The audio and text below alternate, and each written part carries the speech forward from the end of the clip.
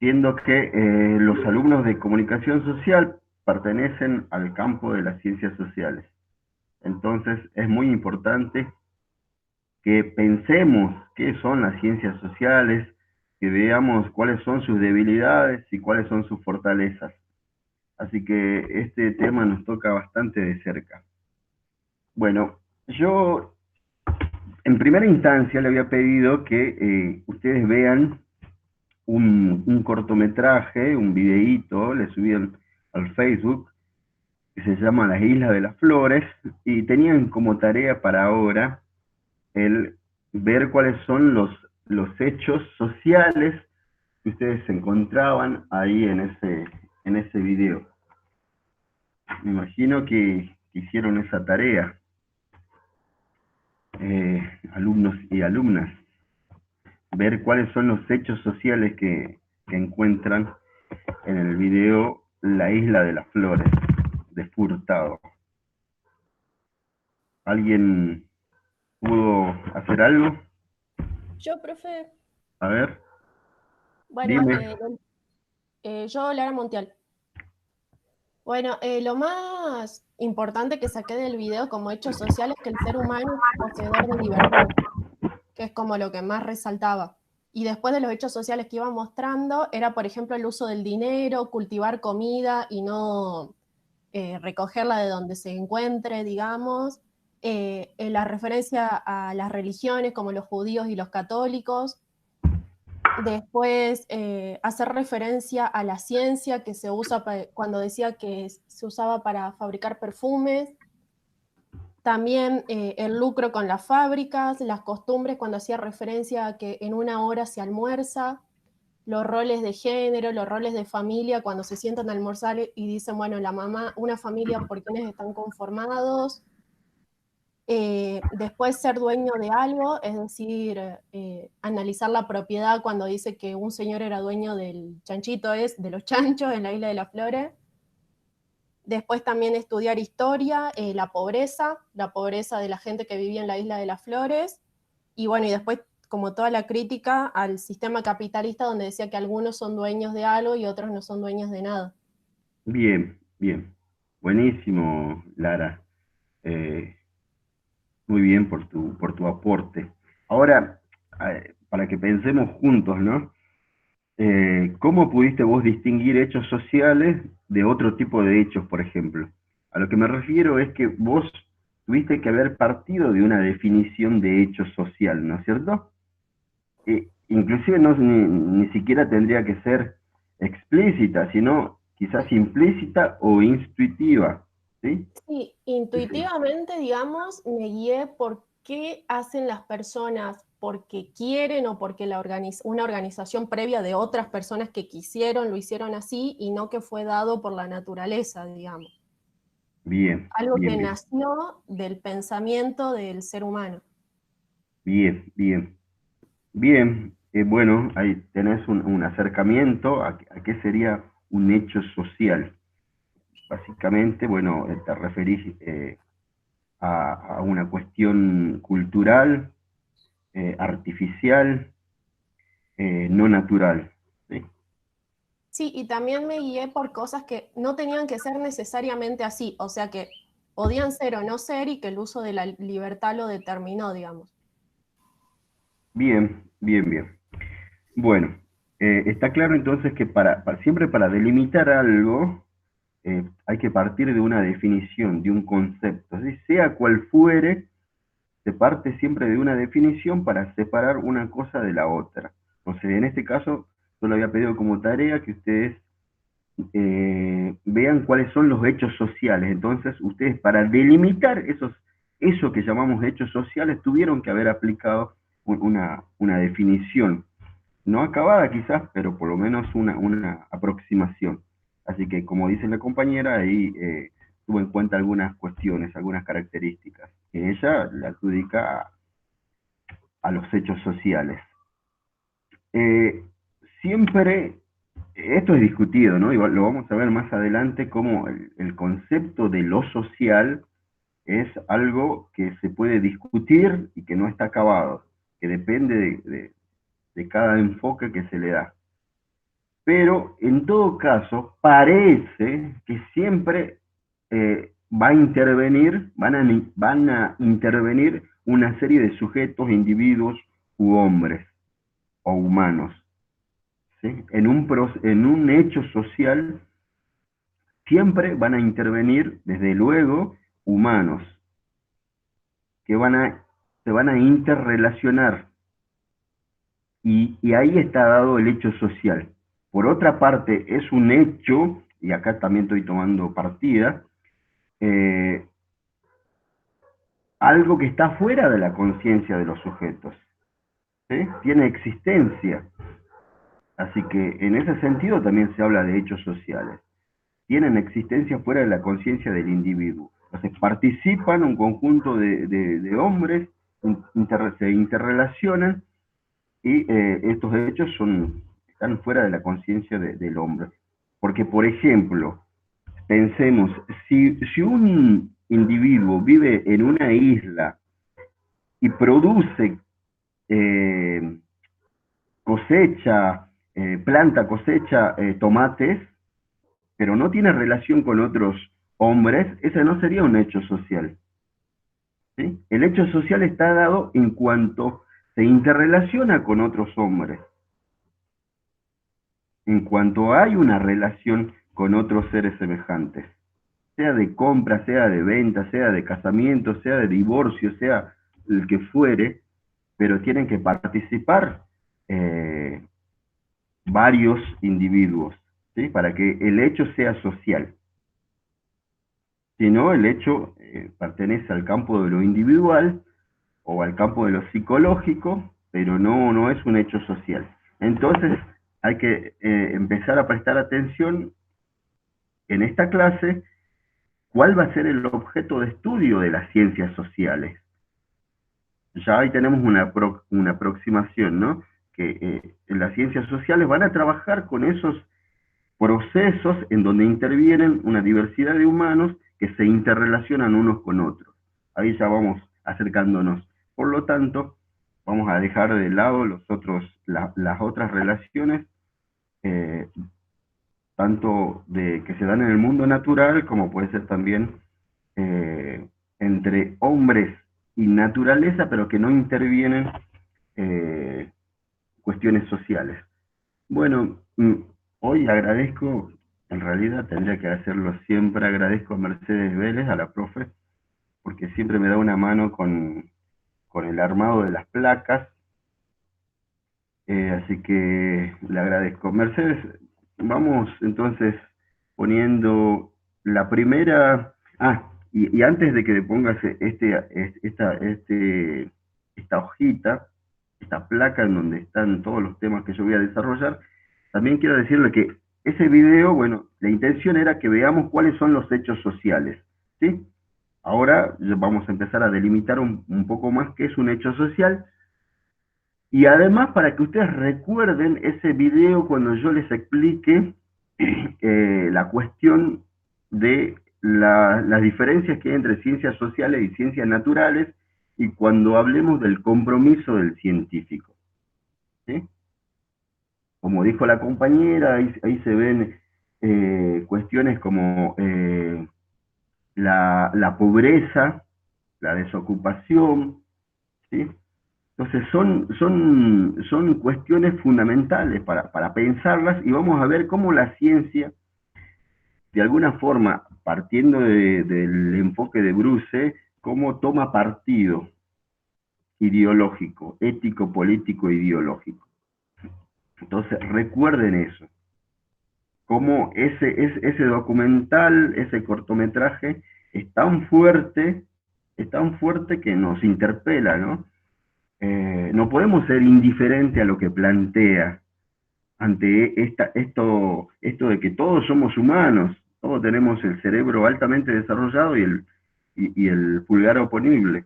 Ahora, por un lado todos somos humanos, pero por otro lado parece que no, porque unos están muy arriba y otros están ni siquiera abajo, no están, ¿sí? Entonces ahí nos están interpelando, esos son fenómenos sociales. pero vamos a ver qué rol tiene la ciencia en esos fenómenos sociales. Así que de eso se trataba el que ustedes vean este video. Bueno, fíjense, voy a tratar de avanzar rápido. Entonces, hoy voy a desarrollar, por un lado, brevemente la clasificación dicotómica de las ciencias, por otro lado, la definición de ciencias sociales. Vamos a dar una definición. 3, importancia de la demarcación de ciencias sociales. 4, objeto de estudio de las ciencias sociales.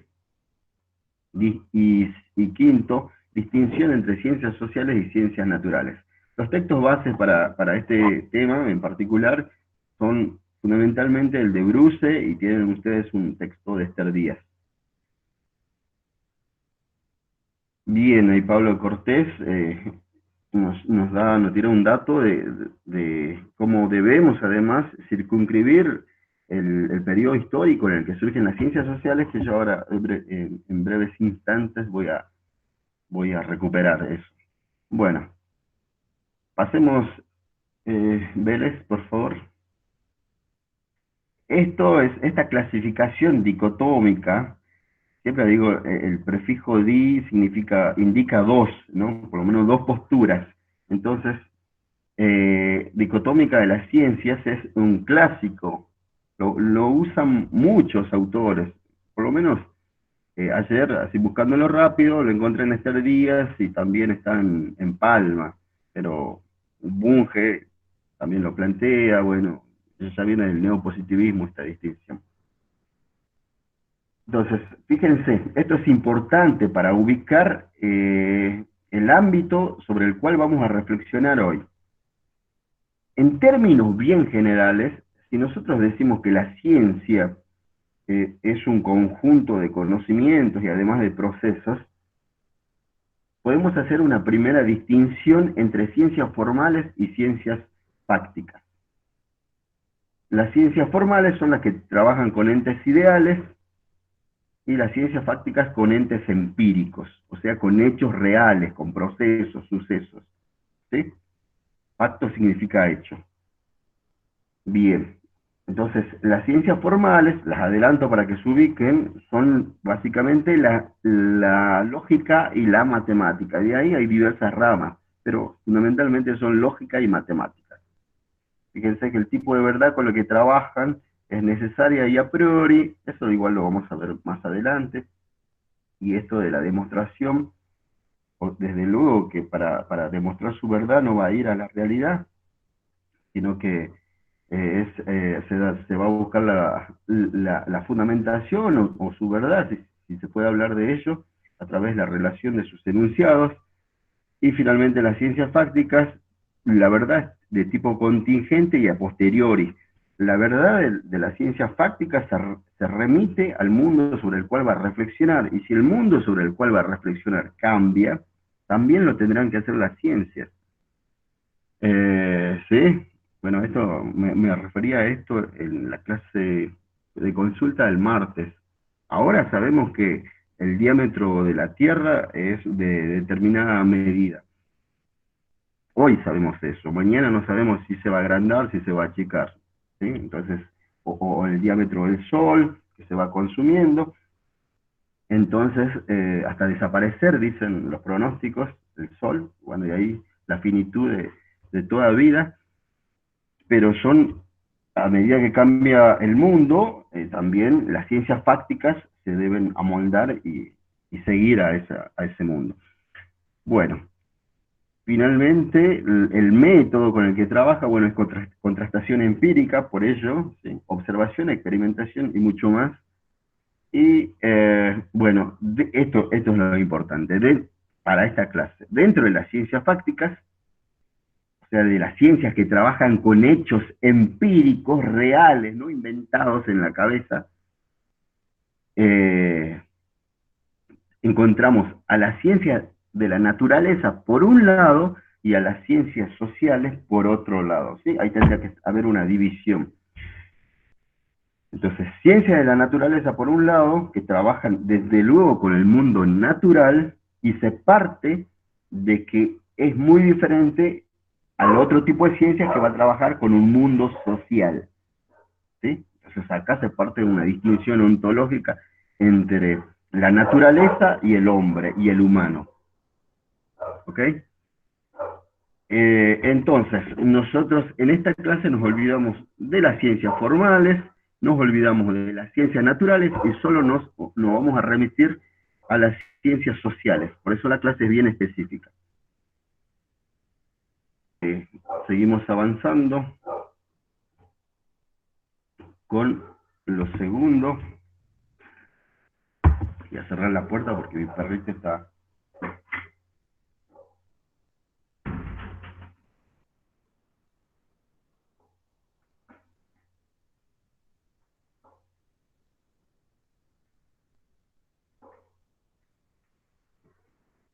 Bueno, ya volvimos.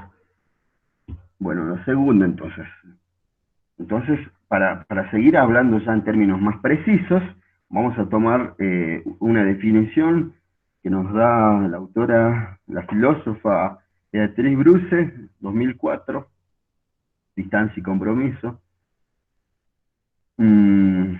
Ciencias sociales, dice.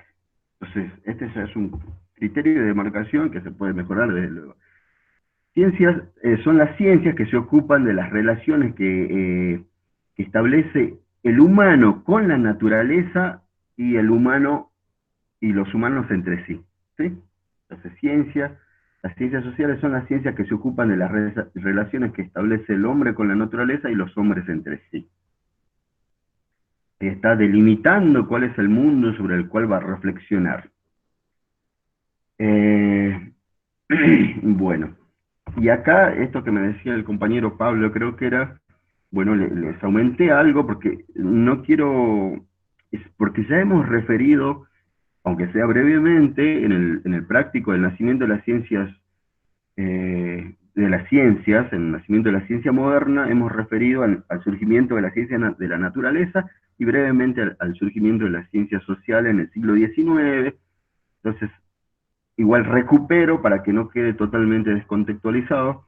Las ciencias sociales, por ejemplo, las primeras que surgieron, la historia, la sociología, la antropología, la economía, la política, la psicología, se institucionalizan en el siglo XIX, luego de la revolución industrial en Inglaterra, y surgen en países como Alemania, Francia, Italia, Gran Bretaña y Estados Unidos.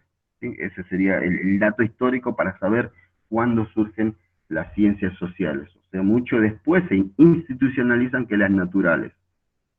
Aunque siempre decimos que la reflexión de los fenómenos sociales es tan antigua como la filosofía misma, como el conocimiento mismo. Bueno, seguimos, Mercedes. La demarcación. Esto es algo que incorporé ahora, desde luego tampoco está en los textos, pero me parece que hay que resaltarlo porque es fundamental. ¿Qué puse acá? La demarcación es importante en tanto, si no demarcamos y denunciamos aquello que es pseudo conocimiento en el campo de los fenómenos sociales, las consecuencias pueden ser peligrosas y nefastas. Fue un enunciado bastante general. Entonces, es importante saber, es importante que desde la epistemología podamos saber cuándo estamos ante la presencia de las ciencias sociales o de ciencias sociales o de estudios rigurosos de los fenómenos sociales, serios y rigurosos, y cuándo estamos ante conocimientos o estudios que quieren hacerse pasar como científicos, pero que no lo son. Ahora, fíjense la diferencia. Que en el campo de la ciencia de la naturaleza yo pueda predicar acerca de que el Sol, la estrella, el Sol, pueda predicar cualquier cosa sobre el Sol, al Sol no le va a modificar su comportamiento. ¿sí? O sea que desde las ciencias naturalezas se predican cosas sobre el mundo con el cual trabajan, pero la realidad no cambia, ¿sí? Entonces, en ese sentido, no hay mucho peligro. En cambio, cuando en el campo de las ciencias sociales se dice algo, eso no queda solo en los libros, sino que podría ser fundamento teórico para aplicar políticas nefastas. ¿Sí? Entonces, por ejemplo, este ejemplo es muy gráfico, igual lo voy a retomar cuando dé teoría del colonial. En 1971, un intelectual, Arthur Jensen, creo que se llama, Jensen, eh, plantea desde la ciencia, entre comillas, que los negros tienen capacidad intelectual inferior a las otras razas, lo plantea, ¿sí? A los otros seres humanos. ¿Y en base a qué predica esto este científico, o pseudocientífico, diría Bunge? En base a test de cociente intelectual, cociente o coeficiente intelectual, es lo mismo. En base a esos test, él concluye que los negros son seres inferiores intelectualmente. Eso pretendió ser un conocimiento científico. Ahora, eso puede servir como fundamento teórico, como justificación para, por ejemplo, para políticas de esclavitud, ¿sí? De sometimiento. Pasa de lo teórico al campo práctico. Ahí está el peligro, por eso, de aceptar cualquier cosa como ciencia. Entonces, dice Bunge, y acá comparto enteramente, desde la epistemología tenemos la obligación ética y moral de denunciar aquello que se hace pasar como conocimiento científico y en realidad no lo es. Bunge dice, si hubieran hecho un análisis más exhaustivo de la forma del test con el que trabajaron estos, se hubieran dado cuenta que lo que decían era un disparate. ¿Sí? Bunge critica totalmente, desde luego, esto, ¿no? Dice, no tenía soporte teórico, no tenía fundamentación teórica esos estudios que querían ser científicos, pero no lo fueron. En realidad, detrás de eso había un sesgo que, bueno, desde luego que es la superioridad de los blancos sobre los negros en este caso especial. Pero bueno, entonces ahí está la importancia, por eso yo quería retomar este punto, o quería hacerlo por primera vez, hacer notar la importancia de demarcar las ciencias sociales de otro tipo de conocimientos. También, y para hacer un poco más, aunque esto es más discutible, para ser más próximos a determinadas teorías presentes en la actualidad, la teoría neoclásica también pretende pasar por conocimiento científico riguroso y a partir de eso se fundamentan políticas económicas en los diferentes países. Y en ese sentido se va en contra de la justicia social, por ejemplo, y la posibilidad de que todos tengan las mismas oportunidades. Entonces, esto es lo que hay que tener en cuenta, ¿sí? Ver realmente es un conocimiento riguroso, científico, y denunciarlo en el caso de que no es. Para que un conocimiento sea científico, ustedes, bueno, han visto las características de la ciencia, desde Bunge, por ejemplo, ¿sí?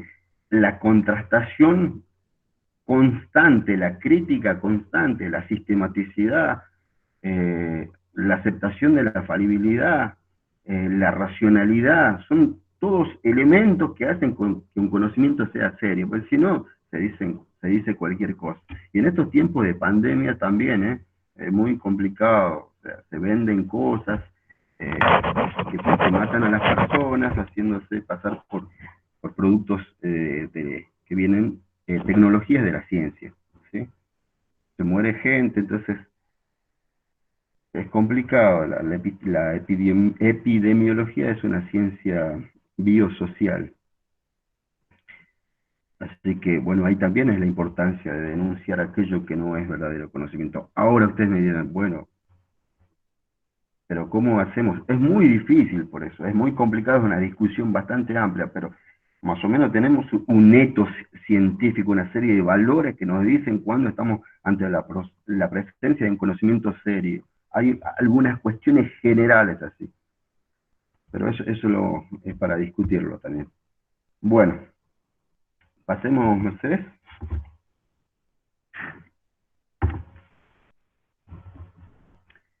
Objeto de estudio, esto lo encuentran en Bruce, objeto de estudio de las ciencias sociales, las diversas posturas que hay. Entonces, ¿cómo debemos entender lo social? Bueno, algunos dicen que lo social debe entenderse como hechos, otros como acciones y otros como relaciones.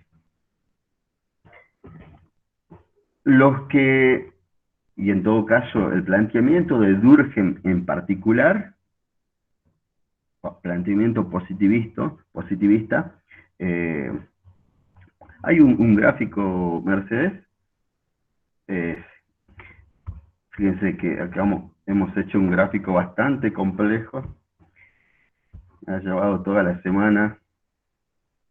Bueno, acá tenemos, ¿sí?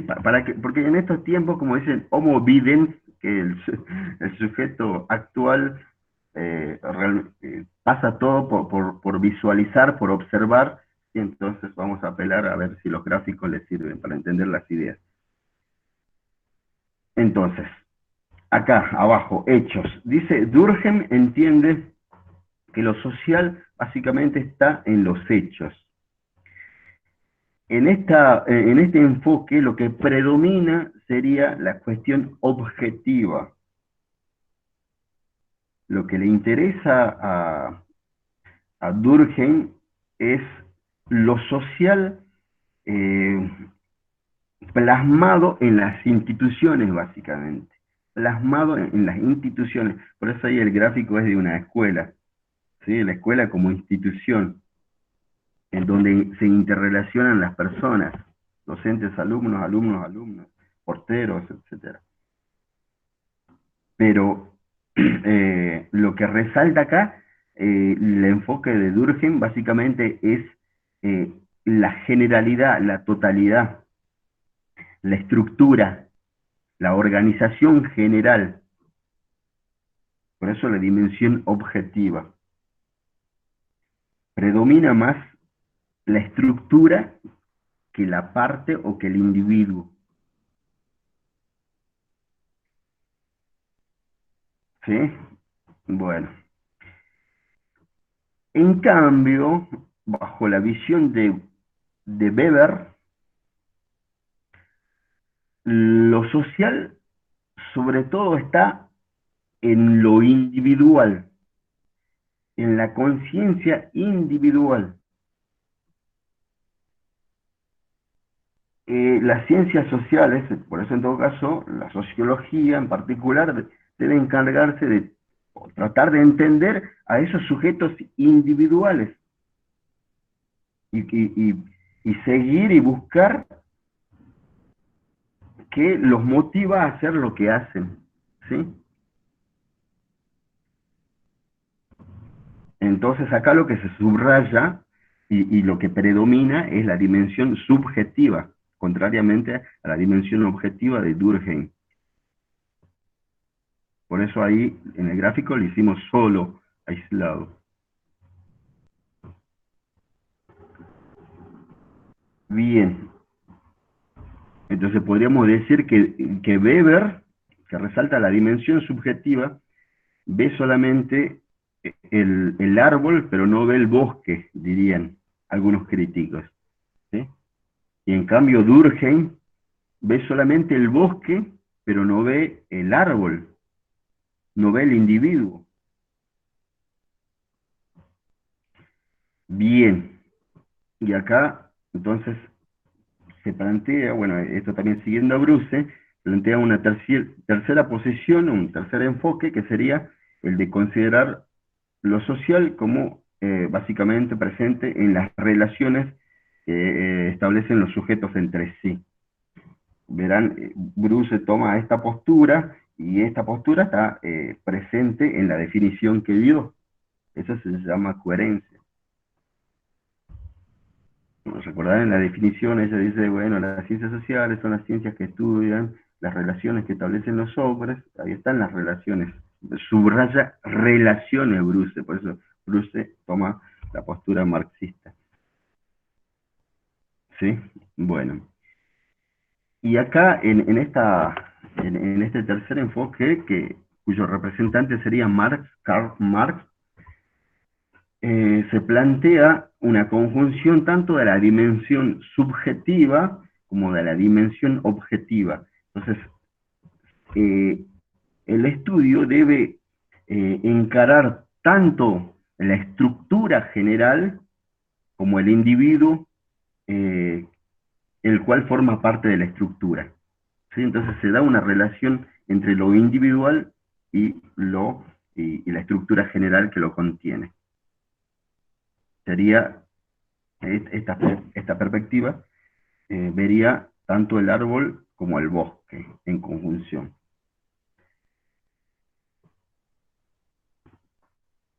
Bueno, y Bruce acá resalta esta postura, este enfoque, porque bueno, lo social no solamente es lo individual y las acciones individuales, desde luego en relación con los otros hombres, sino también las estructuras que lo contienen. ¿Sí?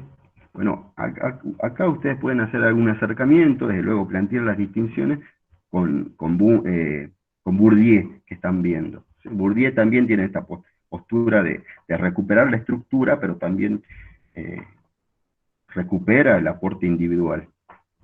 Hay algo objetivo, pero también está presente lo subjetivo. Bueno, entonces Bruce se queda con este tercer enfoque, que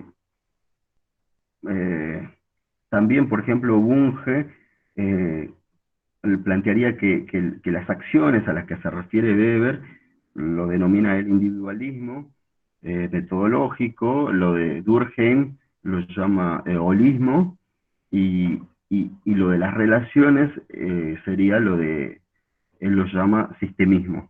¿Sí? Sistemismo, donde se tiene en cuenta tanto la estructura como la parte.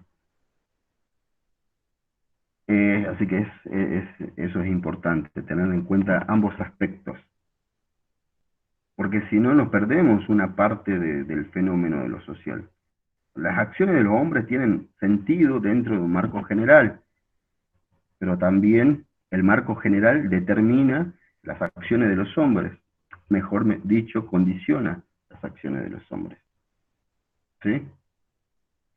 Esto me ponía a pensar yo acerca de estas visiones holistas y la metodología individualista.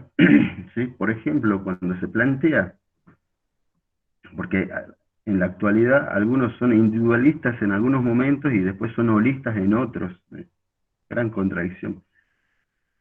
Por ejemplo, cuando se dice en el campo esto saliendo desde luego de lo que estoy planteando, pero cuando se dice en el campo de la política que la pandemia sí o sí tenía que llegar acá, por ejemplo a Jujuy o cualquier otra provincia, porque en el mundo se ha dado, es una visión holista determinista, o sea, no había forma de escapar de eso. Lo general determina lo individual. ¿Sí? No había forma que no nos llegue a los jujeños. Bueno, eso se refuta con ejemplos en donde no ha llegado fácilmente, ¿sí?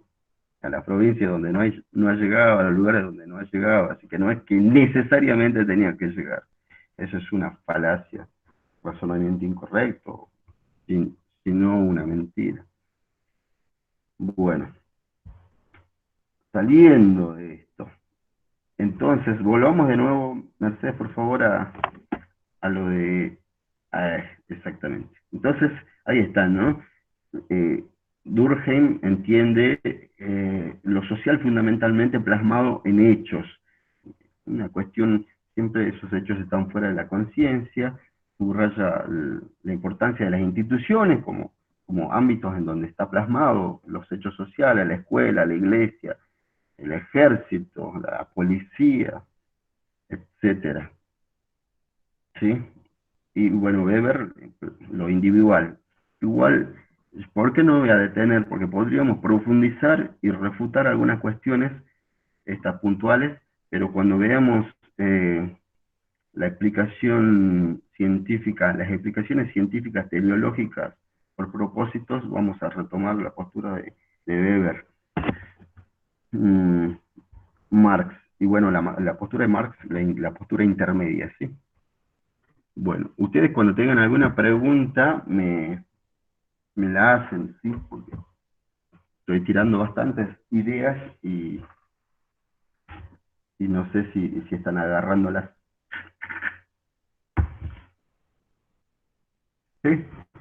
Bueno. Profe, yo no entiendo bien lo de hechos y acciones, o sea, ¿por qué esas palabras? Bueno, Durkheim tiene una postura positivista. Sí, Es una sociología positivista. Por lo tanto, él está bien emparentado con las ciencias de la naturaleza. ¿Sí? En ciencia de la naturaleza, bajo la postura positivista, desde luego, se habla de hechos. Se habla de hechos y los hechos significan realidades independientemente de una conciencia. Parten de un realismo. ¿Sí? sí. Con lo cual no son invenciones de nuestras cabezas.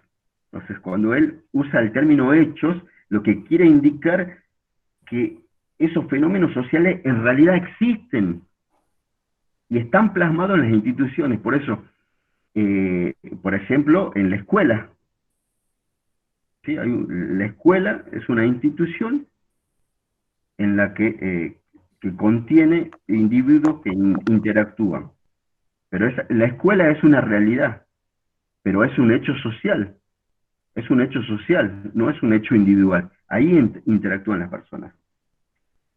Ahora, eh, eso es lo que dice Durkheim, que es lo que debería interesarse la sociología, investigar esos hechos que los palpamos, mejor, ¿sí? Los podemos palpar, verificar, contrastar, ¿sí?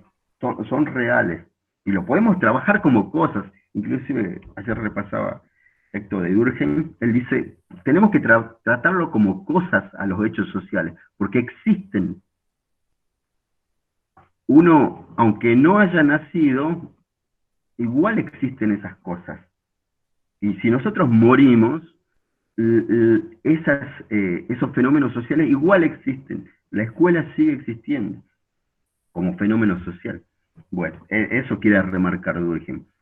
¿Y en qué se distancia de las posturas?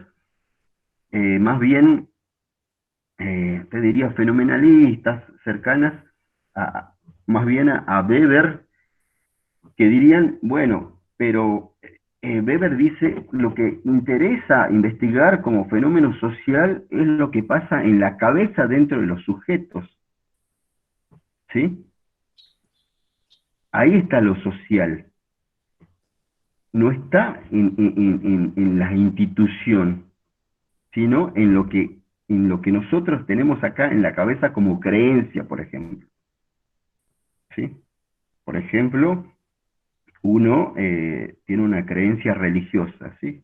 Cree en un Dios, y eso se lo enseñaron en diferentes ámbitos.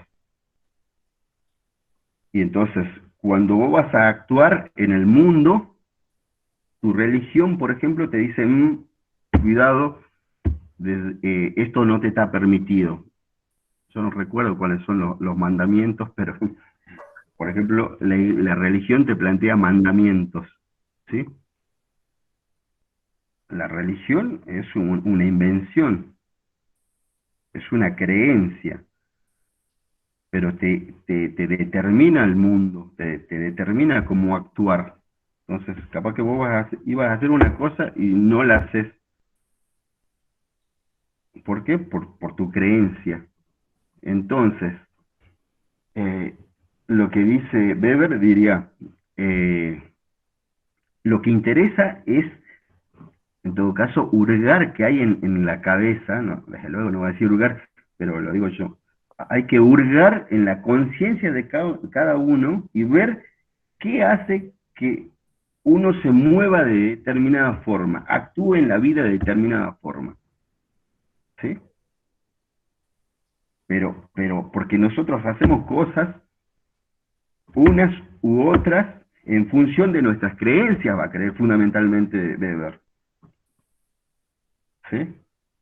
Sí, Por eso profe. subraya la dimensión subjetiva. Entonces, capaz que vos no vas a ir a donar sangre porque tu religión no te lo permite. Ahora, esa acción solamente es entendible en base a tu creencia, en lo que pasa en tu cabeza. No se puede explicar como un hecho natural. ¿Entienden? Bueno, ese sería el juego, que uno subraya la exterioridad y las instituciones y la estructura general, y otro la individualidad, el entender que las acciones sociales siempre deben ser entendidas dentro de un contexto, ahí cobran significancia. Por eso no se subraya acá la generalidad, sino más bien la individualidad o la particularidad en la postura de Weber. ¿Sí? Bueno, y en Marx se dan ambas cosas, plantea Bruce. Aunque Bunge, por ejemplo, eh, algunas veces lo acusa de que solamente ve la generalidad, o sea, la estructura. Bunge dice que lo ubica a Marx dentro más cercano a Durkheim, pero algunas veces lo ubica también cercano al sistemismo, pero bueno, lo que dice Bruce es que Marx entonces conjuga la postura subjetiva y la objetiva. Ustedes leyeron algunos textos de Marx y recordarán que en uno de sus más conocidos textos es que dice que no es la conciencia la que determina su ser social, sino su ser social la que determina su conciencia, ¿sí? Más o menos, en otras palabras, pero la idea es esa, no la recuerdo exactamente. No es la conciencia individual la que determina su ser social, sino el ser social lo que determina su conciencia. Porque está diciendo que la generalidad, la estructura general determina cómo vos vas a pensar. Ahí está cerca de Durkheim. ¿Sí? Pero bueno, Bruce también rescata la importancia, me imagino que en la parte en donde dice, bueno, es posible cambiar las estructuras si si los sujetos se unen, pueden modificar las estructuras que lo condicionan. Bueno, sigamos, Mercedes.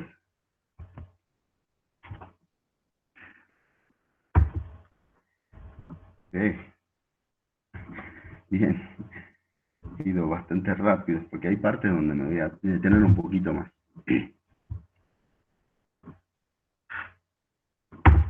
Distinción entre ciencias sociales y ciencias de la naturaleza.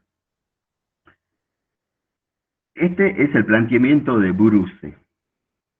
¿Sí? Lo tienen en Bruce bien explicado, desarrollado, detallado. Además de esto trata su libro.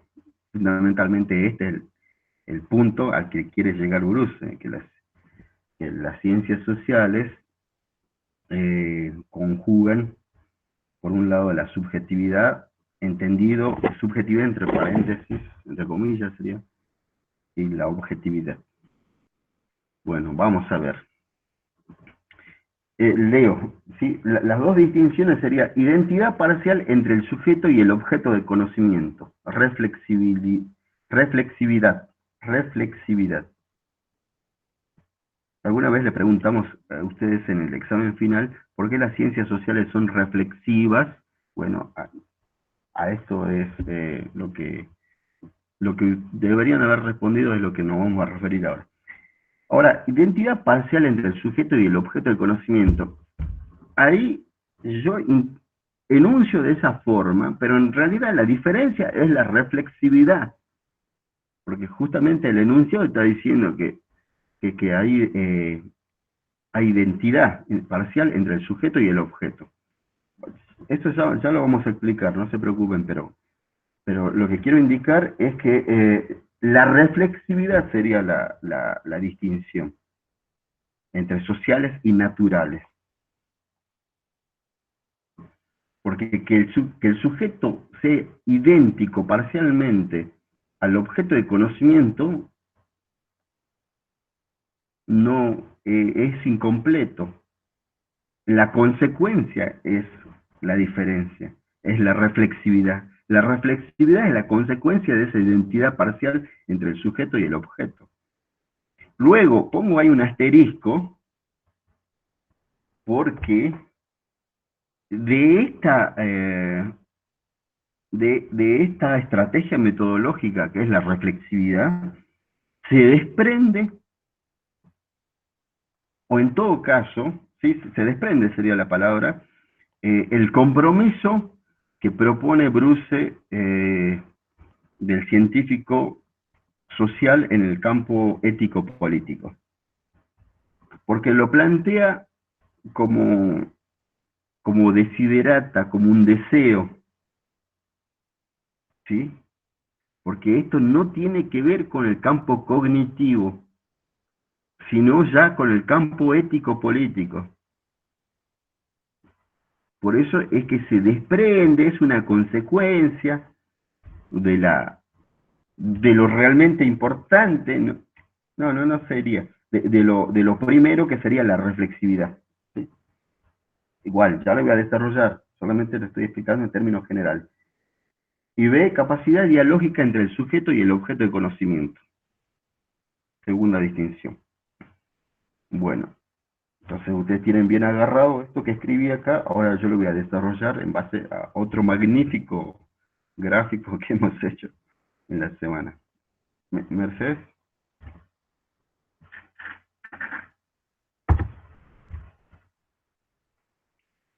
Los magníficos.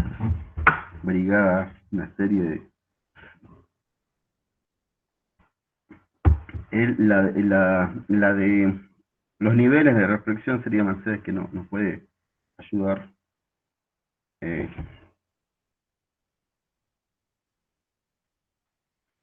Mejor aún el otro, Mercedes, el otro que falta, porque voy a hacer una introducción con el otro y después vamos a caer acá. ¿Sí? Esto también, Bruce no lo subraya totalmente, no profundiza acá. Me parece que también es muy importante esto para poder entender lo otro. Pensar sobre cómo es el mundo en el cual está trabajando el científico social. ¿Sí? Porque el mundo en el que trabaja el científico de la naturaleza es un mundo de planetas, de bacterias, de plantas, de animales, de montañas, de suelos. ¿Sí? Ese es el mundo en el que trabaja el científico de la naturaleza. Fíjense, ¿no? Por eso le digo, piensen eso es bien gráfico. Montañas, plantas, árboles, minerales, bacterias. Ese es el mundo en el que se sumerge el científico de la naturaleza. Ahora, el científico de lo social trabaja en un mundo muy diferente. Acá hemos hecho un gráfico en donde, por ejemplo, ponemos que hay dos sujetos, un candidato y un votante. ¿Sí? Bueno, desde luego que para que sea algo social tiene que haber relación entre ellos. Eso ya lo hemos dicho. Pero ¿cómo es la forma de relación entre esos sujetos? ¿Cómo es la forma de relación entre esos sujetos? La forma de relación entre esos sujetos es mediada por un universo simbólico, diría Ernest Cassirer. ¿Sí? Eh, Cosa que no pasa en el mundo de los fenómenos de la naturaleza. Las relaciones que, que existen, la relación que existe entre la Tierra y el Sol no está mediado por un mundo simbólico. Soy así extremo para que se comprenda, ¿no? Desde luego. La relación entre la Tierra y el Sol no está mediado por un universo simbólico, sino, si ustedes quieren, simplemente la relación es a través de principios físicos o químicos, o del campo del mundo de la naturaleza. Por ejemplo, la atracción. ¿Sí? La atracción. Ahora, esa atracción no es una cuestión cultural. Ahora vamos al mundo de la sociedad. Tenemos entonces un sujeto que se relaciona con otro sujeto en sociedad, por ejemplo, un candidato y un votante. La relación ahí está mediada, dije, por un universo cultural, simbólico. Ese mundo cultural, simbólico, por ejemplo, se plasma en normas morales, reglas de convivencia, buenos días, buenas tardes, buenas noches, sanciones sociales, convenciones grupales, principios religiosos, por decir algo, simplemente para que vean ustedes que ese mundo simbólico, que yo he puesto idea como algo general, es lo que va a mediar entre un sujeto y otro, con lo cual no hay una relación directa entre los sujetos, entre los humanos, entre los hombres.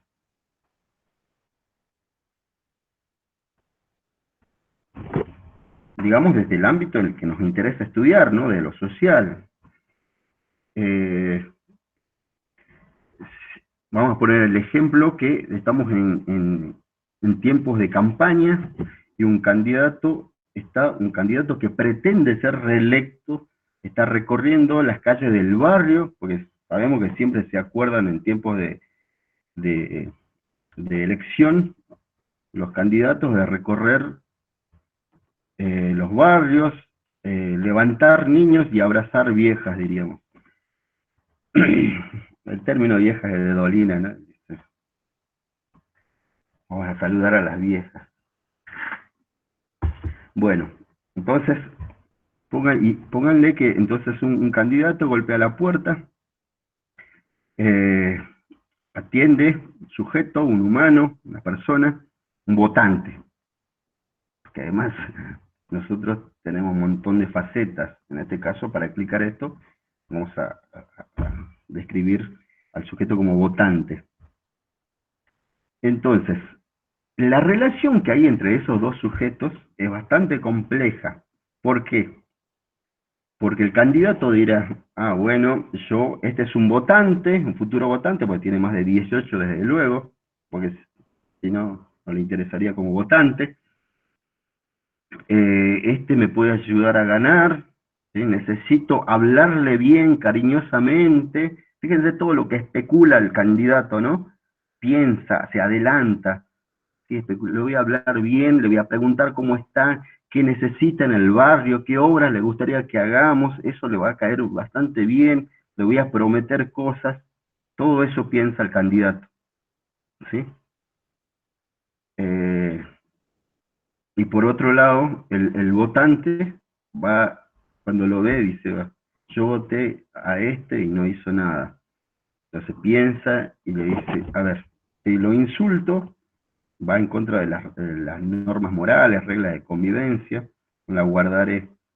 Pero bueno, también podría aprovechar de sacarle algo, de pedirle algo, de obtener algo, alguna ayuda, o podríamos pedirle que venga a faltar la calle del barrio.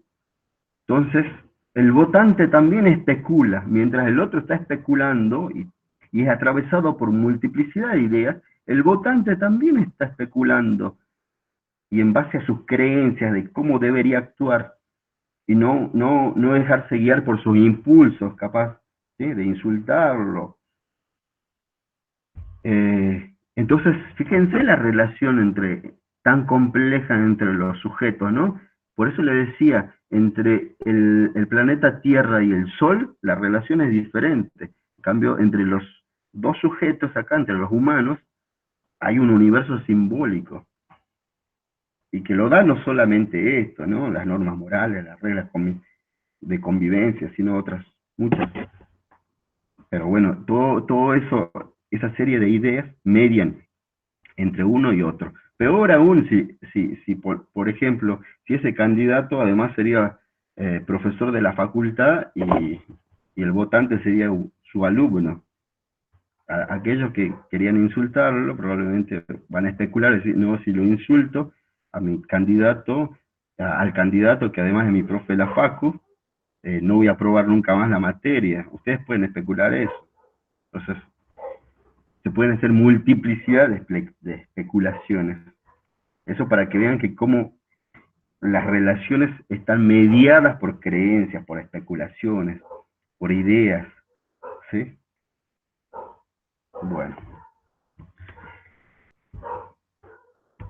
Ahora, entonces, eso lo que quise plantear también, subrayar el mundo en el que vamos a trabajar, la complejidad, ¿sí? Ideas, convivencia, normas morales, pero que no están, inclusive normas que ni siquiera están escritas, ¿eh? No están escritas. Y si no las respetas, no pasa nada.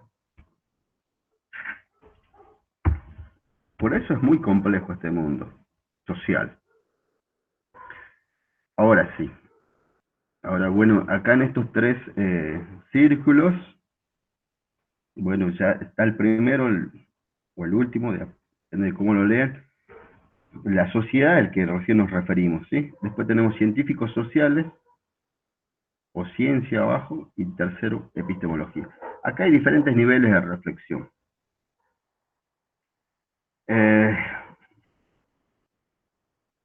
A ver. Entonces, por un lado, los niveles de reflexión son el segundo y el tercero, ¿no? O sea, el de la ciencia y el de la epistemología.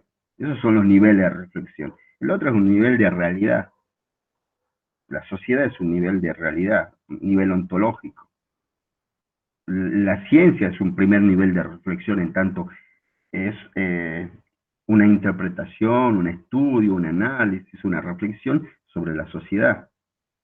Y el nivel de la epistemología, por ejemplo, es un nivel de metarreflexión, un tanto analiza a la ciencia. También es un nivel de reflexión, pero mucho más alejado de la realidad. Bueno. Y le puse para distinguir estos niveles de reflexión, ahí, bueno, en la sociedad, los humanos, lo ontológico, la realidad en sí misma, ¿sí? En este caso nos interesa la sociedad, así que hicimos dos humanos, y después en el segundo círculo tenemos ahí dibujamos un científico, científica, ahí le puse una fórmula, una definición en realidad, que sería sociedad igual a hombres y a relaciones, ¿sí? Una definición. Habrá sociedad siempre que haya humanos y relaciones. Eso quiere decir esa fórmula. Ahora, esa fórmula o esa definición es una reflexión de la sociedad. Ya es un análisis de la sociedad. ¿Sí? Por eso le puse como ejemplo para que vean la distinción entre niveles. En el segundo, por eso está el científico. El científico que analiza qué pasa en la sociedad, en su objeto de estudio. Ahora, en el tercer círculo, donde pusimos epistemología, ya está el epistemólogo, epistemóloga. Y, por ejemplo, este epistemólogo, este filósofo de la ciencia, puede decir que la ciencia es producto más proceso. Ahora, eso que está diciendo se refiere al segundo círculo, a la ciencia. Cuando analiza la ciencia, él puede llegar a esa conclusión y decir eso. ¿Sí? Pero eso que está diciendo no se refiere para nada al nivel de la sociedad, al nivel ontológico. ¿Sí? Se refiere al nivel reflexivo, al primer nivel reflexivo, que es la ciencia. Le puse simplemente como ejemplo esa definición, porque si este filósofo de la ciencia es, en este caso sería Kuhn, por ejemplo, porque plantea esta forma de entender la ciencia como producto y como proceso. Pero si ponemos un neopositivista, va a afirmar cosas sobre el primer nivel de reflexión sobre la ciencia, pero va a decir que la ciencia es solamente producto, o sea, es solamente un ejemplo, pero sirve para poder distinguir los niveles de reflexión. ¿Sí?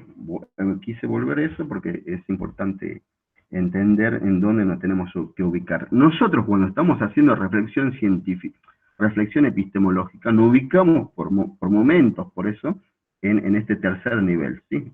De la epistemología. Y desde ahí analizamos qué es la ciencia. No analizamos qué es la sociedad, sino simplemente analizamos qué es la ciencia, señores y señoras.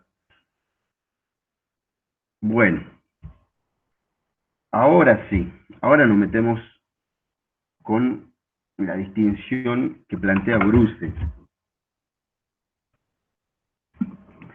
entre ciencias sociales y ciencias naturales, lo cual indicaría que en otras palabras, esto indicaría que nos vamos a referir a la especificidad de las ciencias sociales, ¿sí? A la especificidad de las ciencias sociales. ¿Qué tienen de específico y en qué se distinguen de las ciencias de la naturaleza? Bueno, dice, identidad parcial entre el sujeto y el objeto de conocimiento, reflexividad. Bien, ahora eso grábenlo en su cabeza y ahora vamos al gráfico, Mecha, por favor, de los tres niveles de los tres círculos. Dice Bruce, para empezar, hay una identidad parcial en el campo de las ciencias sociales entre el sujeto de conocimiento y entre el objeto de conocimiento. O sea, fíjense que en el segundo círculo, donde dice científicos sociales, ¿quién estudia a la sociedad? Es un científico, es un sujeto, mejor dicho. Es un sujeto que quiere conocer qué es la sociedad y cómo funciona. ¿Sí? Entonces, ese científico social es un sujeto de conocimiento. Bien. ¿Qué es su objeto de estudio? Su objeto de estudio es la sociedad en el caso de las ciencias sociales, por eso me estoy refiriendo específicamente a las ciencias sociales. Su objeto de estudio está conformado también por una serie de sujetos interrelacionados. Entonces, la sociedad como objeto de estudio del científico social, la sociedad es idéntico parcialmente al científico social. Mejor dicho, inclusive más preciso. El objeto de estudio del científico social, en este caso, son sujetos, ¿sí? El objeto de estudio de los científicos sociales son otros sujetos. Y el mismo científico social, desde luego, es un sujeto. Entonces, ahí está la identidad parcial. El que estudia es un sujeto. Y el objeto de conocimiento, el objeto de estudio, también son sujetos. Entonces, hay una identidad parcial. La identidad es parcial por la función que cumple cada uno. Uno va a ser estudiado y el otro va a estudiar. El científico social va a ser el que interpreta, estudia, analiza, reflexiona. Entonces, él tiene un papel y los sujetos en sociedad van a ser el objeto de estudio, con lo cual no son idénticos totalmente, sino parcialmente, plantea Bruce. ¿Sí? Eso para explicar la primera parte del enunciado que yo había escrito. La identidad parcial entre el sujeto y el objeto de conocimiento que se da en el campo de las ciencias sociales. Porque si ustedes piensan, para entenderlo mejor, qué pasa en el campo de las ciencias de la naturaleza, en el campo de la ciencia de la naturaleza sí hay un sujeto de conocimiento, que es el científico. Pero el objeto de conocimiento no son sujetos, sino son planetas, son montañas, ¿sí? Son bacterias. Entonces no hay una identidad parcial entre el sujeto y el objeto de conocimiento en el campo de las ciencias de la naturaleza. Bien, entonces ya explicamos esa primera parte que es importante para entender lo que sigue.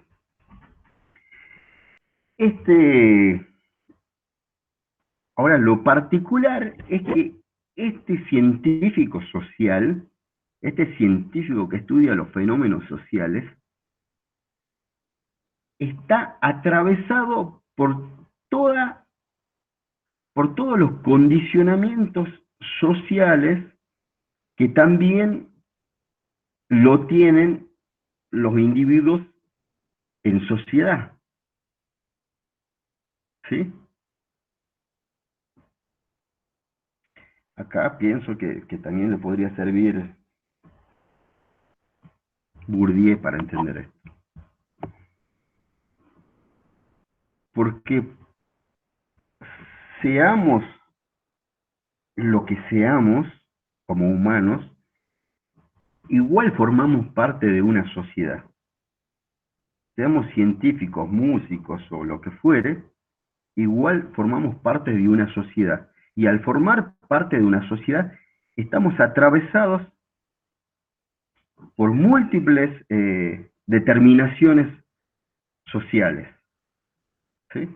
Entonces, ese científico social también tiene, esto que decía hace un rato, también tiene una creencia religiosa, también se rige por convenciones sociales, por principios morales, también tiene una religión, también tiene creencias políticas, también forma parte de una clase social, así como forma parte los individuos de una sociedad, también ese científico también forma parte de una clase social, también tiene una nacionalidad, un país, ¿sí? Con lo cual está atravesado por las mismas determinaciones que su objeto de estudio.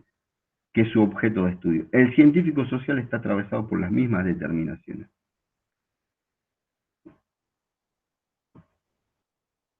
Con lo cual, a partir de aquí es donde Bruce plantea la reflexividad. Para alcanzar un conocimiento objetivo, ese científico deberá analizarse a sí mismo, esto es, objetivarse, para poder desprenderse de todas esas valoraciones esas determinaciones que tiene por pertenecer él también a ese mundo social y que podrían distorsionar el conocimiento que busca o que quiere encontrar. ¿Sí?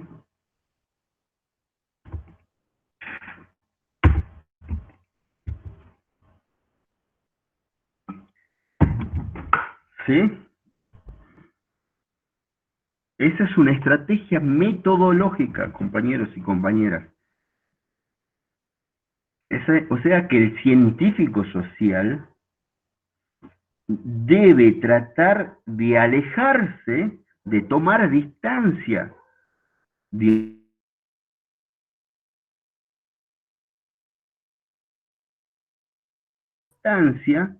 esa distancia se la toma tratando de liberarse de esos condicionamientos que podrían distorsionar a la hora de conocer.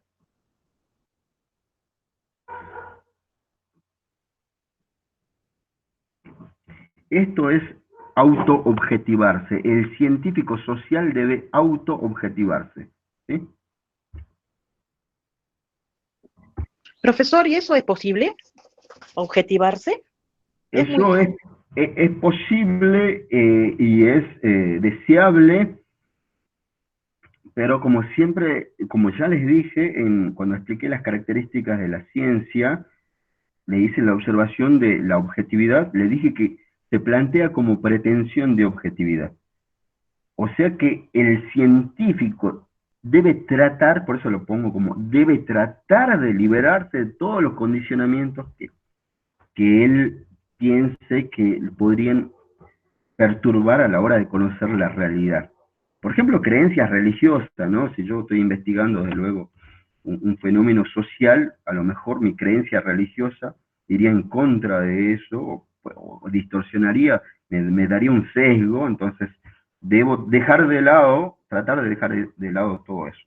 Ahora, como le dijimos alguna vez, es muy difícil alcanzar esa liberación total de todos estos condicionamientos, porque, como lo plantea el amigo Freud, van a haber cuestiones inconscientes en nosotros que se presenten, ¿sí? O sea, uno conscientemente va a hacer ese análisis y va a tratar de tamizar y sacar todo lo que nos sirve, ¿sí? Pero podrían quedarnos algunas cosas que podrían distorsionar el conocimiento, pero sí es posible. Ahora repito esto, el hecho de que el científico nunca pueda liberarse totalmente de estos condicionamientos, no quiere decir que la ciencia sea subjetiva, ¿sí? Esta distancia justamente es la búsqueda de la objetividad. Agradezco tu pregunta. Esta distancia es la búsqueda de la objetividad, ¿sí? Profe, Sí. disculpe, buen día. Una acotación por ahí a lo que usted está diciendo ahora del hecho de que el científico social por ahí debe despojarse de sus creencias e incluso hasta de su religión. Eh, he tomado, digamos, la sugerencia de la cátedra de ver la película esta del hombre que conoció el infinito y eso. Precisamente, bueno, en el caso de este chico por ahí, le jugó en contra despojarse o intentar despojarse, digamos, de su creencia, o le jugó en contra por ahí, mejor dicho, continuar él con su creencia. Por ejemplo, él, al ser hindú, por la religión que él tenía, no podía comer carne, creo, o una cosa así. Y eso en la película terminó jugándole en contra porque él no se alimentaba bien, terminó enfermándose de manera muy grave y no pudo continuar, digamos, con los estudios que él venía realizando. En ese sentido, creo que debería depender de qué es lo que afecta, digamos, al científico alejarse de sus creencias. Bien, agradezco tu aporte, solo una aclaración. Eh, esta, esta liberación o intento de liberación de los condicionamientos que podrían distorsionar a la hora de conocer es específicamente en el plano cognitivo. Es en el plano cognitivo, o sea, a la hora de conocer, ¿sí? Cuando el científico está buscando conocer el mundo, interpretar la realidad, ahí es cuando se debe liberar de estos condicionamientos. Luego, terminado ese acto de conocimiento, diría Hessen, eh, seguimos viviendo normalmente. ¿Sí? Seguimos viviendo normalmente. Entonces, por ahí habría que, no es del todo ajustado el ejemplo, ¿sí? Lo de la comida, en todo caso, eso tiene que ver con con su vida en general, pero no, si eso condicionaría a que él, en vez de encontrar una ecuación verdadera, encuentre otros tipos de ecuaciones, ahí sí, sí hay una relación directa entre los condicionamientos sociales y el conocimiento propiamente dicho, ahí. Pero si no, no. Por eso, esto que se pretende con la reflexividad es liberarse de aquello que no me permita conocer la realidad tal cual es. Esto es, por ejemplo, si, porque es específicamente en el campo de la búsqueda de la objetividad. Voy a explicar la otra parte, así explico con un solo ejemplo las dos caras de la moneda que plantea Bruce, ¿sí? Entonces, la reflexividad sería esta liberación de los condicionamientos que distorsionan el conocimiento a la hora de conocer. Distorsionan el conocimiento cuando el científico está tratando de captar la realidad. Bueno, entonces, en eso constituye la reflexividad. Es una estrategia metodológica, por eso. Bueno, y acá se desprende, a continuación Bruce le plantea, también es deseable que el científico social además tenga un compromiso ético-político con su realidad. ¿Sí? Esto es esto es tomar partida por el mundo en el cual queremos habitar. Le di hace un rato el ejemplo de, de los de este estudio que pretendió ser científico, de la inferioridad de los negros. Bueno, ahí cuando estamos criticando eso, estamos tomando una postura ético-política, ¿sí? Cuando ustedes han visto el video de la Isla de las Flores, seguramente tomaron postura, ¿no es cierto? Criticaron y renegaron de por qué en este mundo hay gente que tiene demasiado dinero y por qué hay gente que come basura o las sobras de lo que comen los chanchos. ¿Habrán renegado ustedes de eso, sí o no? Entonces, ahí están tomando una postura ético-política, porque no están de acuerdo que el mundo en el que vivimos sea tan injusto, ¿sí o no? Ustedes están tomando postura. Cuando han visto eso, si les irritó, es porque toman una postura.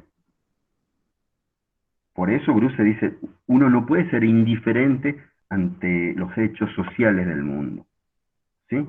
No es indiferente, no te da lo mismo que todos tengan las mismas oportunidades, que algunos siempre tengan las oportunidades y otros nunca la tengan. ¿Sí? Entonces, no le da lo mismo a uno. Entonces, ahí se toma una postura. Entonces, al ver ese video, ustedes han tomado una postura ético-política. Bien. Ahora Bruce dice, el científico social está bien que asuma una postura ético-política acerca de qué mundo quiere. Ahora, esta postura ética-política, esta parcialidad, porque no es imparcialidad, esta parcialidad es en el campo de la ética y de la política, o de lo ideológico, pero no está en el campo de lo cognitivo, ¿sí? No se presenta en el campo de lo cognitivo, porque este sería el aspecto de compromiso, de subjetividad del científico.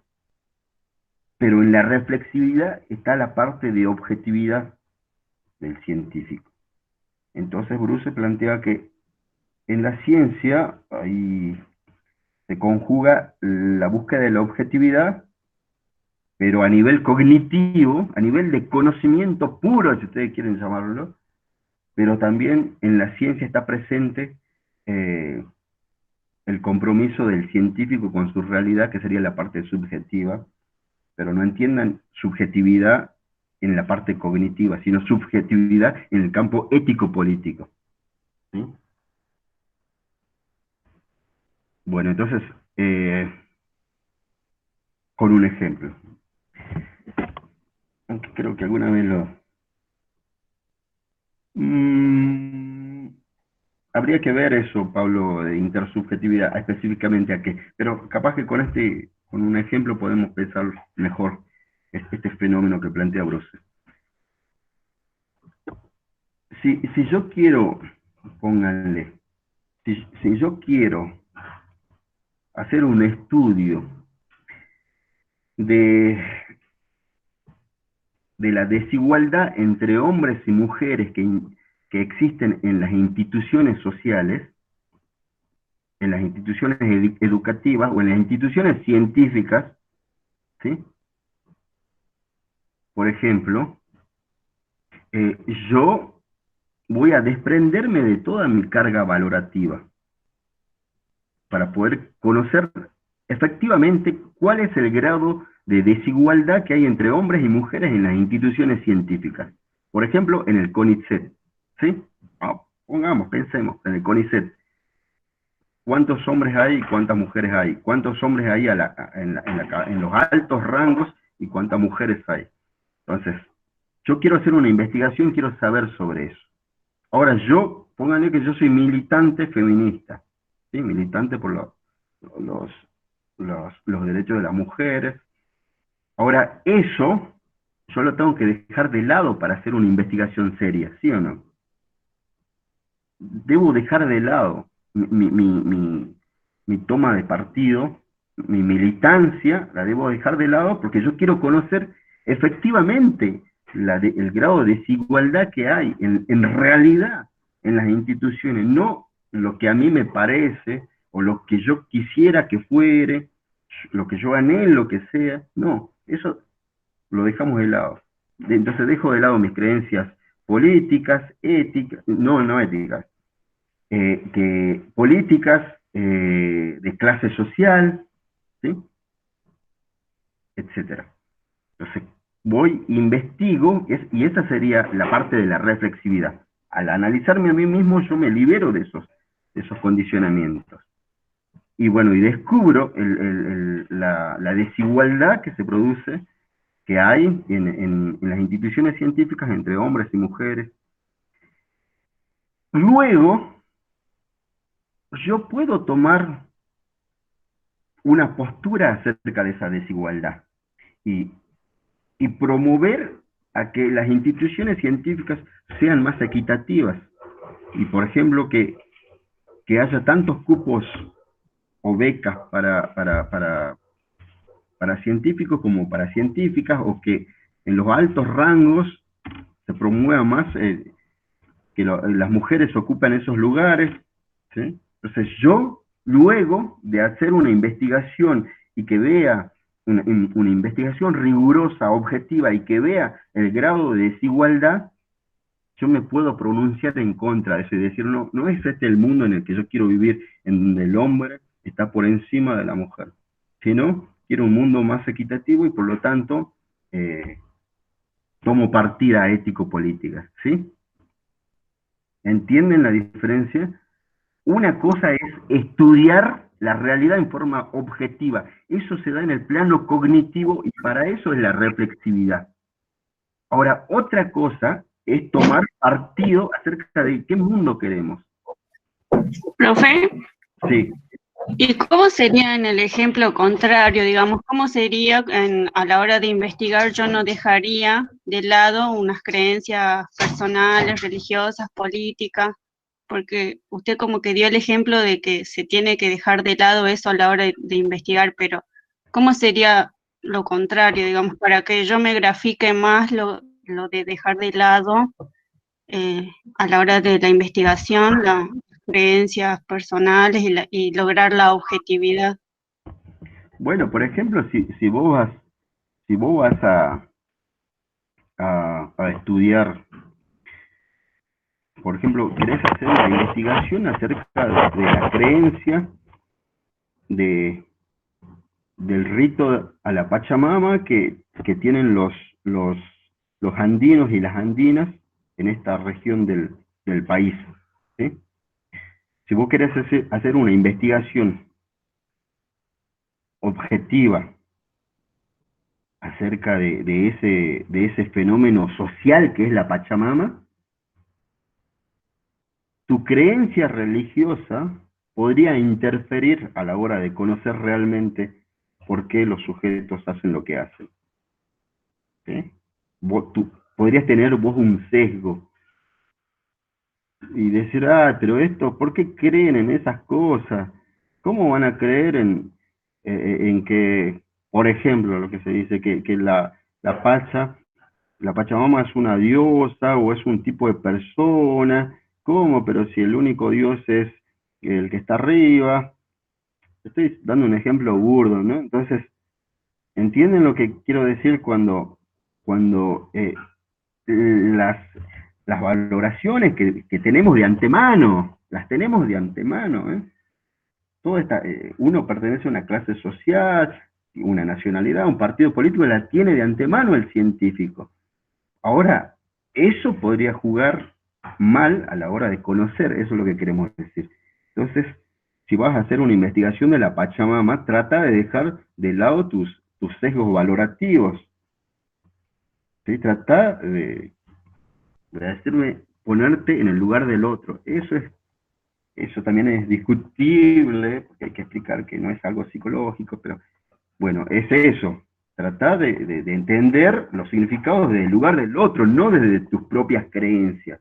Porque si no, lo vas a juzgar desde el principio, ¿entendés? ¿Entendiste? Sí, profe. Bien. Bueno, entonces ahí tenemos la primera distinción, y la segunda sería, con esta terminamos, lo de la capacidad biológica entre el sujeto y el objeto de conocimiento. A diferencia de lo que pasa en el campo de las ciencias de la naturaleza, en las ciencias sociales, el científico puede dialogar con el objeto de estudio, o sea, con los sujetos que está investigando. ¿Sí? Puede preguntarle, puede hacerle cuestionamiento, puede hacerle, ¿cómo se dice específicamente al estudio? Bueno, pero puede dialogar para saber qué es lo que creen esos sujetos. En este ejemplo, en lo de la Pachamama sería también bastante importante dialogar con los sujetos para ver qué es lo que piensan, qué es lo que creen.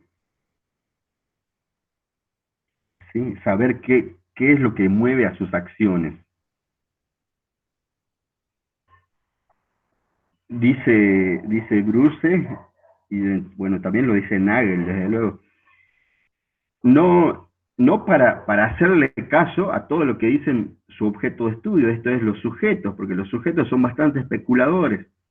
a la hora de ser estudiada, podrían mentir, pero sí para ir formándose una idea de lo que está estudiando, ¿sí? Cosa que no pasa en el campo de la ciencia de la naturaleza, porque el científico de la naturaleza no puede hablar con las montañas, no puede hablar con las plantas, ni con las estrellas, ¿sí? No le puede preguntar qué es lo que piensan, qué es lo que creen. En cambio, en el campo de las ciencias sociales, el científico sí puede preguntarle a que está estudiando sobre la desocupación, puede ir a hablar con los desocupados, ¿sí? Bueno, esa sería la otra característica que plantea Bruce entre la distinción entre ciencias sociales y ciencia de la naturaleza. Bueno, muchos temas para pensar, todos interesantes. A ver, empecemos con las preguntas, cuestionamientos y objeciones.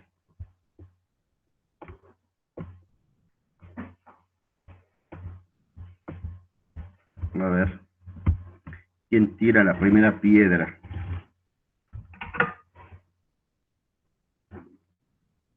¿Quién tira abajo todo lo que yo dije?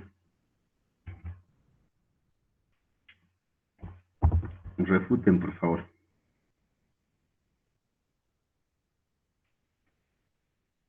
Nada, de luego, no es lo que yo inventé, sino lo que dice Bruce, Bunge, montones.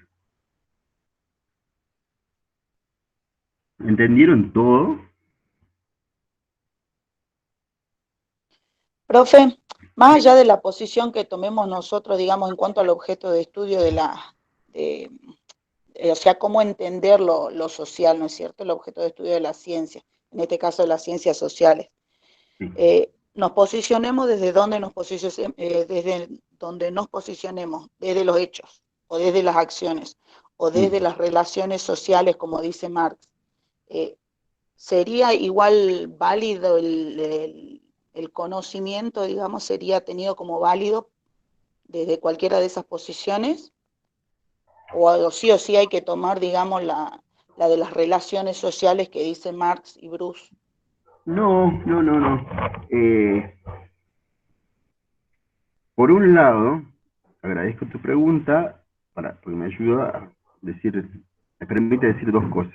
Por un lado, en función de cómo consideremos al objeto de estudio, también se va a derivar la metodología, ¿sí? A partir de cómo consideramos el objeto de estudio, de ahí se deriva el método que vamos a usar. Bueno, eso por un lado. Por eso la importancia de definir el objeto de estudio. Porque si yo entiendo que lo social básicamente pasa por los sujetos en términos individuales, la metodología de estudio va a ser diferente a entender que lo social pasa básicamente por las estructuras generales, por las instituciones. ¿Sí? ¿Se entiende? La metodología va a cambiar en función del objeto de estudio. Bueno, otra cosa, y respecto a lo que pregunta la compañera. Desde luego que son válidas y a priori habría que ver que es cada uno de los planteamientos, pero sí lo que te puede decir alguien es que bueno, pero vos si tomás el enfoque o considerás el objeto de estudio como lo considera Weber, entonces alguien te va a decir, bueno, pero estás perdiendo el contexto general social, la estructura general en el cual debe leerse esa acción individual, ¿sí?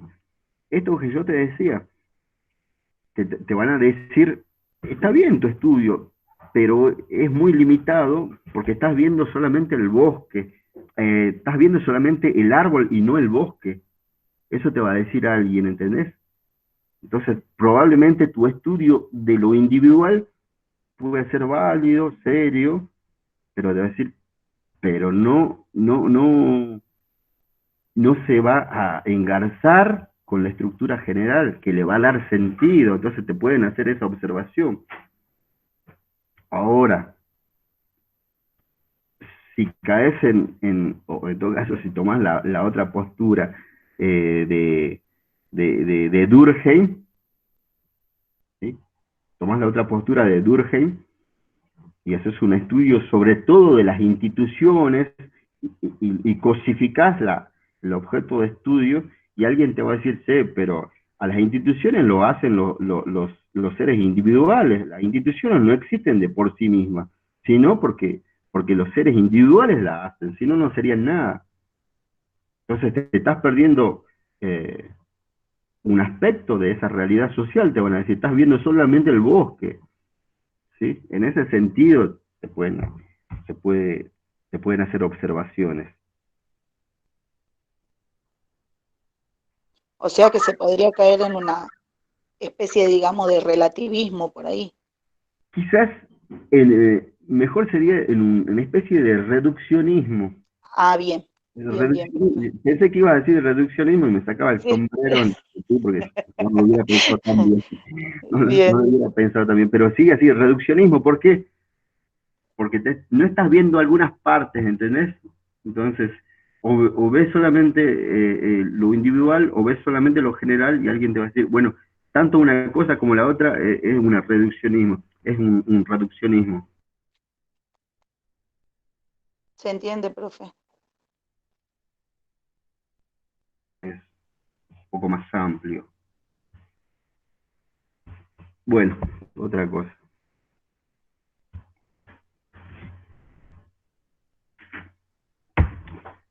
Por ahí creo que planteaban el tema de la astrología, profe.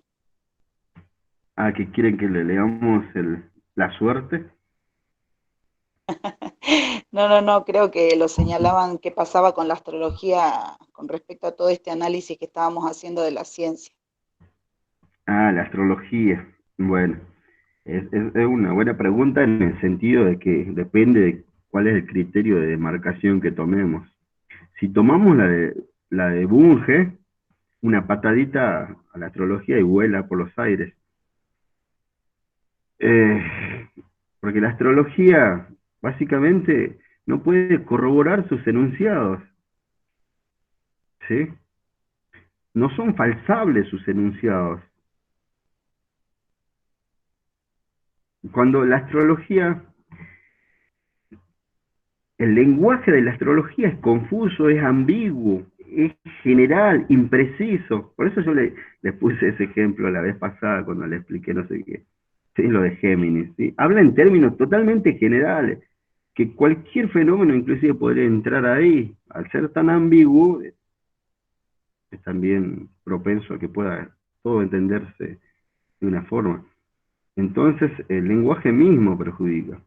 Dolina se mataba de risa cuando decía, bueno, la astrología le pega siempre. ¿Por qué las personas creen en la astrología? Porque le pega siempre. Bueno, pero ¿por qué le pega siempre? Porque siempre se habla en términos bien generales. Entonces, hoy me levanto y leo el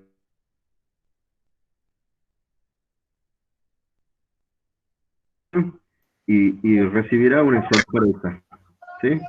Recibirá una sorpresa y además tendrá una alegría. Bueno, ese enunciado sí o sí se va a corroborar. ¿Por qué? Porque en una semana, obvio que vas a tener un tipo de alegría, obvio que vas a recibir una sorpresa, ¿sí? Sea cual fuere, cualquier cosa entra dentro de lo que plantea ese enunciado. Entonces, y después uno se sorprende, ah, mira cómo le pegó, cómo le pegó, y sí. Entonces, si sería más preciso, ahí se hunde la astrología. Si me dicen lo de Géminis, a las 10 de la mañana van a recibir una sorpresa, listo. Si hasta las 10 no hubo una sorpresa, a las 10:01 queda abajo ese conocimiento, es totalmente falso. ¿Entienden? Si los enunciados serían precisos, como lo plantea Bunge, dice, vamos a buscar la precisión, la exactitud.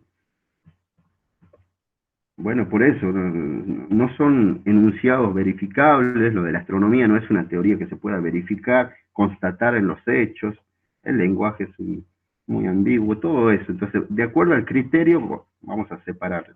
¿Qué es ciencia? Por eso le decía la importancia de la demarcación. Si no, cualquier cosa pasa por ciencia. Y hay un montón de estas cosas, ¿no?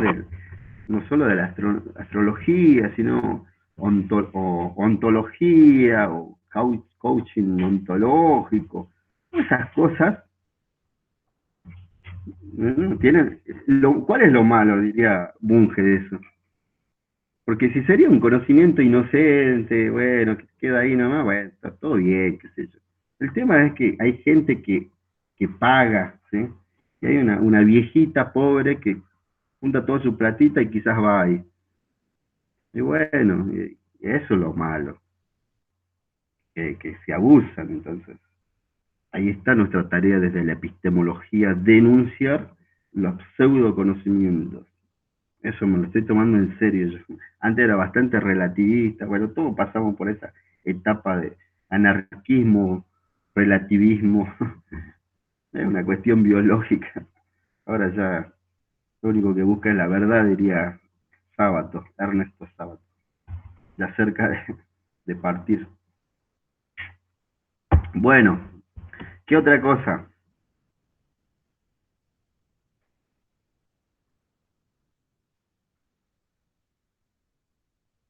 ¿Algo más?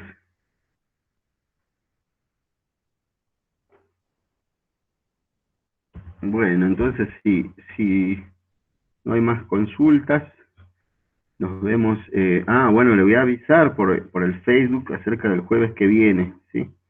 Y si hay clases